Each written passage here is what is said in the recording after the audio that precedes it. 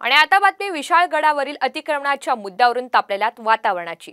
शाहू महाराज मवियाच्या नेत्यांसह आता विशाळगडाकडे रवाना झालेत। दरम्यान 2 दिवसांपूर्वी गडावरील अतिक्रमणावरून झालेल्या राड्याचा त्यांनी निषेध व्यक्त केलाय। एका वर्षात 2 घटना घडणं हे षडयंत्र आहे असा आरोप सुद्धा शाहू महाराजांनी केलाय। तर कोल्हापुरात एक पद्धतशीरपणे नियोजित प्लॅन सुरू असल्याचा आरोप दुसरीकडे आमदार सतेज पाटील यांनी केलेला आहे।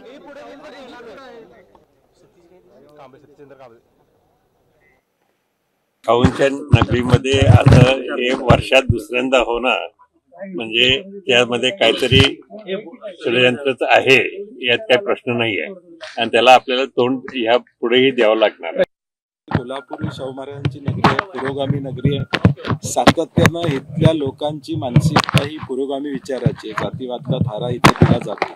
मिलिंद नावाची व्यक्ती इथे येते, इथं परांडे वक्तव्य करते, त्यांना कोल्हापूरच का दिसतं वक्तव्य करण्यासाठी। आणि म्हणून मला वाटतं एक प्लॅन हा सातत्यानं या ठिकाणी चालू आहे। महाराष्ट्रातील सर्व बातम्यांचे विश्वासार्ह व्यासपीठ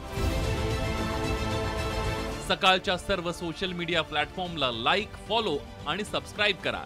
तसंच सर्व नोटिफिकेशनसाठी बेल आयकॉन प्रेस करायला विसरू नका।